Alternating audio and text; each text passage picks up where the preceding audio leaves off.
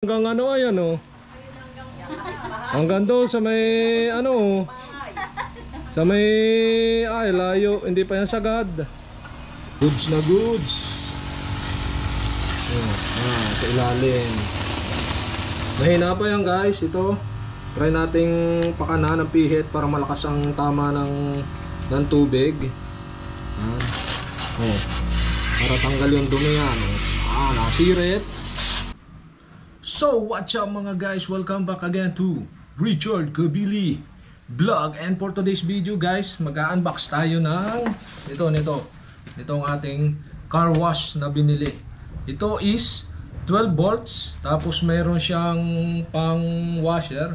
So ang gagawin natin sa video na to is unboxing, tapos assembly nito, tapos saka natin titestingan kung ayos ba at pwede ba siyang panglinis ng ating car. So tama-tama na ulan-ulan lagi. Anong ulan dito?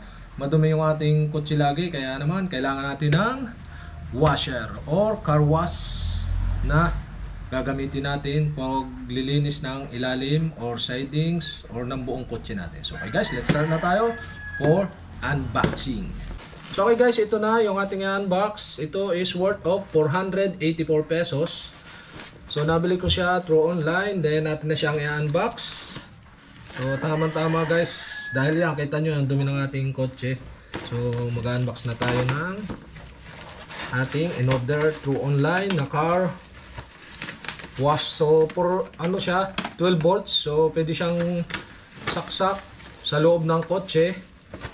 At pwede din siyang isaksak through to 20 volts. So kailangan nyo lang ng adapter. Okay guys, ito na. Atin na siyang buksan. Yan. So naka-bubble wrap siya. Tapos may nakalagay dito yan. Oh. Thank you for purchase.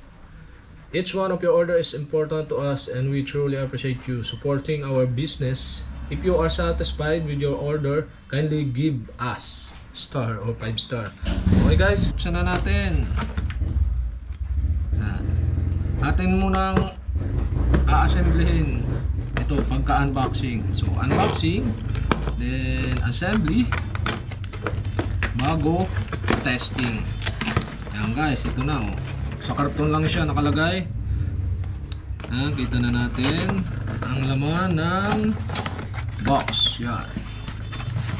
So isa-isa na natin to guys. Ito may hose siya. Ito yung diretso sa timba na may tubig para mahigop, at diretso dito sa pinakang ano niya, yung pinakang hihigop. Yan. Ito guys, ito. So mamaya dito muna tayo. So ito, pwede siyang saksak through sa sasakyan natin, sa may cigarette outlet ng sasakyan. So kahit tayo walang 220 na output o sasaksakan, pwede sa sasakyan natin. Yan o. So tapos ito naman yung pinakang hose. Yan o. May lalagyan dito tsaka dito.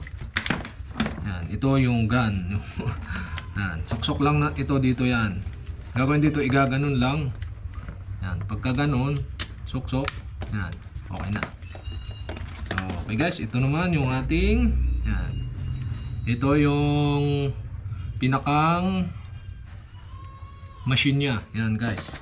Bukod dito, meron pa dito. Yan, ito. Para dito, wari ko to lalagay. Para mailagay itong ating yan dito. So ayun guys, yan susuksok dito yan para diretso doon sa pinakang so lagay na natin. Tapos ito may filter, ito doon sa dulo. Sa dulo siya guys. Ito wala nang laman oh. Yan. Meron pa ditong papel. Yan kung paano gawin yan guys. So dito nakalagay sa machine. So model DP537, maximum pressure niya is 0.68 MPa. Then max flow niya is 4 liter per minute.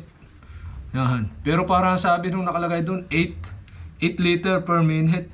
So nakalagay lang dito 4 liter per minute. So baka pwede na yan. Basta medyo malakas ang pasok ng tubig, okay naman. Yung volt niya is 12 volt. Yan, 12 volts. Tapos maximum power niya is 60 to 65 watts W. Yan. So warning, do not pump flammable fluid. Do not use pump in an explosive environment. So okay guys, yan. Then ito na. So ito. So okay, wala nang laman. Sa manual, madali lang naman siya kahit hindi mo na tingnan. Then dito na tayo. So ito yung diretso sa timba. So lalagay lang ito dito para yung mahigop niya, wala siyang mahigop na dumi. Pinakang filter yan. Susuksok lang siya dito. Oh, yan, medyo sikip siya. Maganda at sikip para hindi pumasok ang tubig yan. Yung mga dumi.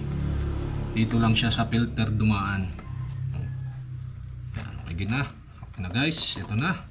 Ito yung machine na, pinakang machine niya. So ito, nakikita nyo to, may cigarette outlet. So dito, i-connect lang siya. Dito, yan. Yan. Tapos, pwede na siyang i-connect sa ating sasakyan. Sa may cigarette outlet. Tapos, ito naman, yan. Pinagay na natin ito kanina.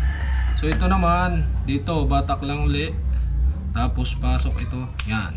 So lalagitik lang yan, pwede na. Hindi na siya mahahatak. Tapos yan na guys, ito na yung barrel natin. Tapos ito na lang kulang sa may kabila. Yung higop naman, intake ng tubig dito. Yan. Hindi naman siya magkakabaliktad dahil magkaiba naman siya ng butas. So may takip siya for supporting, hindi para hindi mapasok ng dumi. Yan, medyo basa na, siguro tinestingan nila. Yan, okay, suksok na natin to. Kailangan sagad hanggang dito para yung tubig niya is pasok na pasok dito sa pinakang ating machine na maliit. Yan, push lang natin. Yeah, sagad. Yan, okay guys, na-assemble na natin ang ating pinakang machine. So, tetestingan na natin guys to. Kukuha lang ako ng timba at atin itong ilalagay para matestingan natin kung gaano ba ito kalakas. Okay guys, let's start. So guys, ito, kailangan natin ito. Yan, dito. Yan, itong kung tawagin is adapter. Yan. Yan, adapter na to is 12 volts siya. So ito yung pang cigarette outlet din yan. Sa halip na sasakyan natin ikakabit. So dito na natin ikakabit itong cigarette outlet na to. Yan guys. Ano yung ating pinakang inassemble yan guys.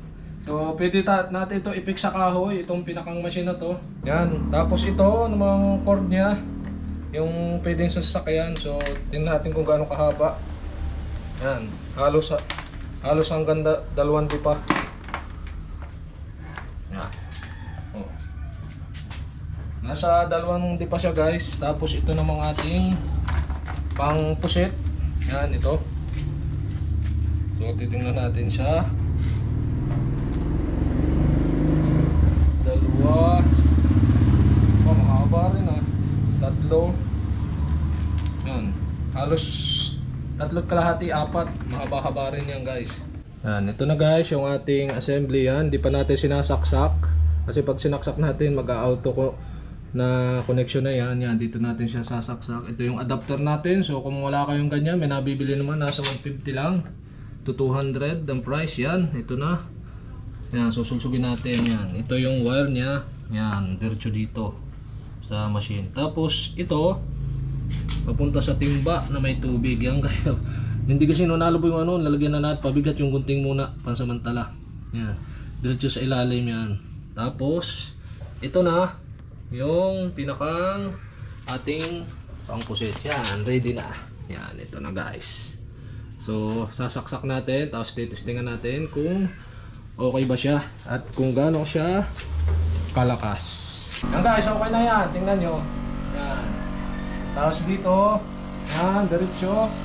Dito, ihigop yan guys. Tingnan nyo dito. Yan. Tapos dito yan. Naugong na siya. Oh. Kung may tubig na hanggang din So, tatry na natin pusit yan guys. Oh, yan. Wow, ayos to ha. Sutsud. Ba, lakas nga oh. Yan guys oh. Ito na. Yung ating, yan, pag pinindot siya, ba, lakas. Layo oh. Hanggang doon sa may bike natin na yun. Parto napipihit oh, pagka gusto mo ng mahina o malakas. Yan. Wow, quality. Oh. Wow, malakas. Oh. Yan oh, tanggal ang dumi nung ano ay oh. Yan, dito lang siya nagkagaling. Sa may tubig yan, yung gunting natin, lagay lang natin para yung post niya yung ano, lumubog yan. Dito yan nag-uubong. Ito na. Yan, try na natin sa ating kotse. So, tingnan natin kung pag pinihit to pa kaliwa. Yan, pag medyo higpit, baka mas malakas. Yan, hanggang pala pag pihit pa kaliwa, so ang tubig niya parang ulan, pero pag pa kanan, yung malakas kanina. Yan, yan guys, ito na yung parang ulan oh. Quality. Ang galan dumi yan oh. Hindi pa nga ako naglinis ay dahil titestingan natin ito. Itong ilalim. Wow. Ayos ang ating na-order. Goods na goods. Sa ilalim. Mahina pa yan guys. Ito. Try nating pakana ng pihit para malakas ang tama ng tubig. Yan. Oh. Para tanggal yung dumi yan. Oh. Nasirit. Oh. Tanggal ang dumi sa ilalim. Loob oh. Tanggal yung pinakang mga dumi-dumi. Yan oh. Ang lakas naman na yan guys oh. Try ko din oh. Layo oh. Aba! Ay! Ayun hanggang doon sa may kabilang. Yan, layo ng pusit pala. Yan. Ang layo pala ng pusit. Ayun sa kapitbahay ay. Oh yan oh. Naman sa talsik naman yung ano. Talsik ang putik naman. Oh. Ay, ayos nga guys oh. Hindi pa yan sagad ang ano. Try pa nating sagad pa kanan. Yung mas tudong-todo yan. Pare ko ihayon na rin. Hanggang doon sa ano. Layo. Ayos nga. Ako ko lang kung tatagal itong ating binili. Yan. So hindi pa to sagad. Yan. Pa kanan. Yan. Ayos na siguro yan. Ganun kalakas. Oh. Tingnan natin na rin ba ito kung tatalsik. Oh. Yan guys. Kita nyo yung bato. Talsik. Yan oh. Ay, talsik yung bato. Oh. Quality para hindi nababawasan yung tubig natin ay oh. Maliit lang na dating niya pero malakas. So pwede siyang panlinis, panglinis ng mga kotse oh. Mahaba naman itong wire. Yan oh, try natin itong bike. Sikip din sa loob ng aming grahe ayan. Kaya try natin dito. Yan. Ba, ayos nga. Yan, talsik ang ano eh. Malakas din. Ayos na ang panlinis ito ng mga yan. Ay, quality. Tingnan natin kung gaano kataas. Yan. Aba, ayun ang kore. Ayun hanggang ano, ayan oh. Hanggang doon sa may ano. Sa may layo, hindi pa yan sagad. Yan. Yan, hanggang dito sa dulo sagad natin. Ay matatanggal na pala pagkano. Ay, ayos na pala yun. Pag inano mo natulas yan. Layo oh. Layo guys. Yan, sulit na sulit ang ating binili. Huwag ko lang kung tatagal. Yan, tuloy pang andar niya guys. Pero hindi ko na pinipihit. So, yan, halos nabawas sa kaunti lang. Yan guys, sa worth of 400 plus lang, kulang-kulang 500 lang, meron na kayo ng panglinis na sasakyan. So, okay guys, yun lang sa ating unboxing, assembling, and testing nitong ating pang-carwash na worth of 500 pesos lang. So, sulit na sulit guys. Yan, dinuksungan ko na at ginawa ko na siya. Ito na guys, so ginawa ko siya ng kabitan para yung 4 na tornilyo. Para kahit saan mo siya ilagay, ano. Pwede isabit pag medyo kapos yung kuhanan ng tubig. Yan guys. Now, pwede na ulit natin siyang gamitin. Ito sa ating sidecar naman guys. Titingnan natin kung magtatalsikan ba mga dumi. Sigurado talsikan niya. Lakas ng impact ay. So guys, binuhay ko na ulit. Ayan o. Ito na.